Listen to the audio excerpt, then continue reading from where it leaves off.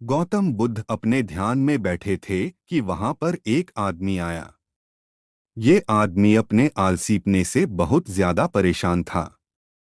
आलसी आदमी गौतम बुद्ध से बोला, महात्मा जी मेरी मदद कीजिए, मैं अपने आलस्य से बहुत ज्यादा परेशान हूँ। आप ही कोई उपाय बताइए जिससे मैं आलसीपन से छुटकारा पा सकूं। गौतम बुद्ध ने उस व्यक्ति से कहा, पहले मुझे यह बताओ कि तुम्हें क्यों लगता है कि तुम आलसी हो। आलसी आदमी बोला, सिर्फ मुझे नहीं, मेरे परिवार वालों को और मेरे आसपास के सभी लोगों को ऐसा लगता है कि मैं आलसी हूँ। गौतम बुद्ध ने फिर उससे पूछा, क्या तुम जानते हो आलस्य होता क्या है? आलसी व्यक्ति बोला, नहीं मैं नहीं जानता, किंतु मैं इतना जरूर जानता हूँ कि आलस्य बहुत बुरी चीज है। इसकी वजह से मुझे बहुत नुकसान हुआ है जीवन में। गौतम बुद्ध बोले, जिस परेशानी से तुम छुटकारा पाना चाहते हो पहले उसके बारे में पूरी जानकारी ले लोगे तो उससे छुटकारा पाना आसान हो जाएगा। आलसी व्यक्ति बोला, भगवान इतनी बुद्धि तो मुझ में नहीं है, आप ही मुझे इस समस्या के बारे में जानकारी दीजिए। गौतम बुद्ध बोले, आलस्य एक मानसिक अवस्था है, एक विचार है जिसे जाने अनजाने में हम खुद ही जन्म देते हैं। आलस्य दो मूलभूत कारणों की वजह से ही जन्म लेता है। एक है शारीरिक और दूसरा मानसिक।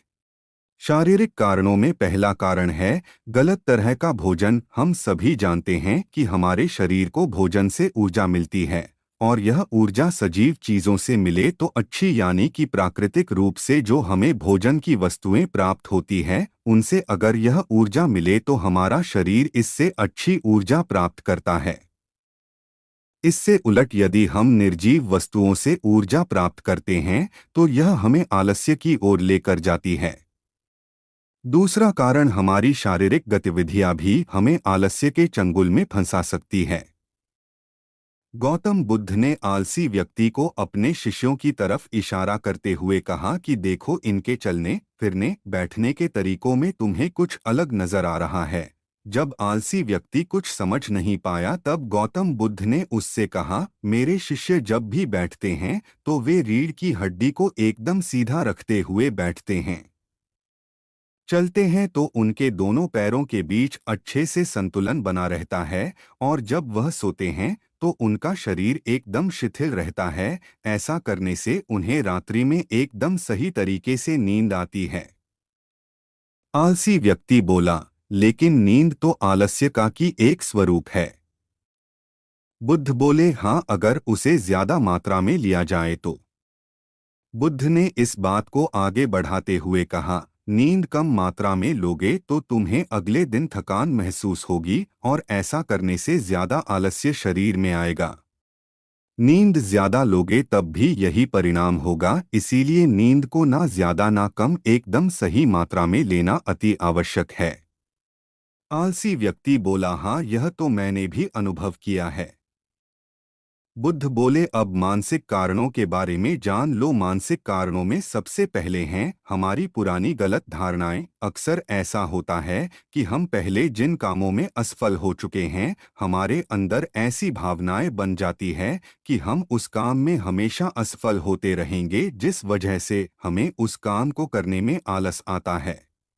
ऐसी धारणाओं से छुटकारा पाने का एकमात्र उपाय यह है कि हमें अपने मन को यह समझाना चाहिए कि पिछली बार हम जब उस काम में असफल हुए थे तो हम उसके बारे में जितना जानते थे, अब हम उस काम के बारे में उससे ज्यादा जानते हैं, क्योंकि असफल होने के बाद हम उससे काफी कुछ सीखे भी हैं।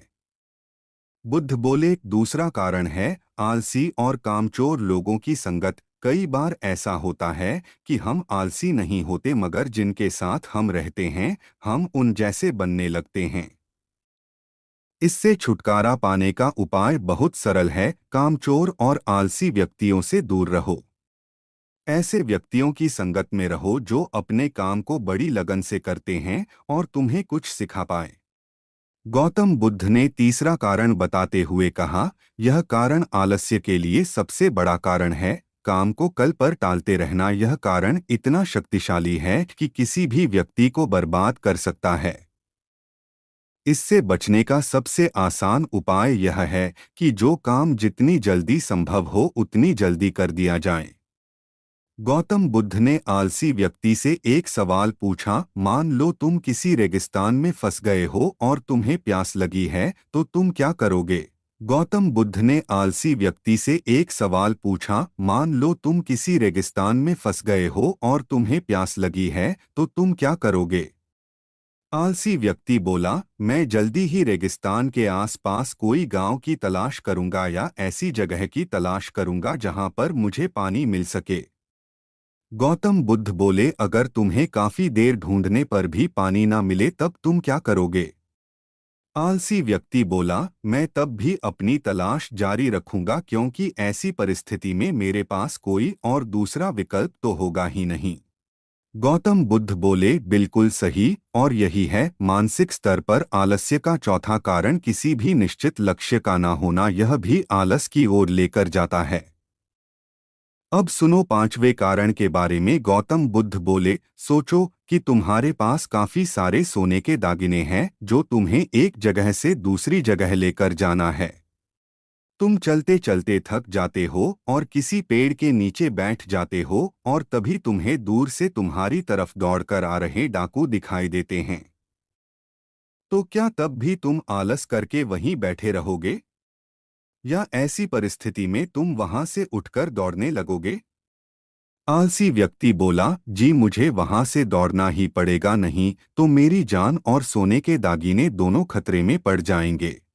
बुद्ध बोले, यानी कि तुम्हारे पास एक ठोस वजह होगी दौड़ने के लिए। यही है आलस्य का पांचवा कारण, किसी भी काम के लिए ठोस वजह का ना होना। आलसी व्यक्ति महात्मा बुद्ध की बातों से संतुष्ट हुआ। वह बोला, महात्मा जी, मैं अब आलस्य के बारे में सब कुछ जान चुका हूँ और अब मैं इन सभी कारणों पर काम करूँगा और अपने आलस्य को दूर भगा दूंगा। दोस्तों, आशा करता हूँ गौतम बुद्ध और आलसी व्यक्ति की कहानी आपको अच्छी लगी होगी और इसे पढ़ने के बाद अब आप कभी भी जीवन में आलस नहीं करेंगे।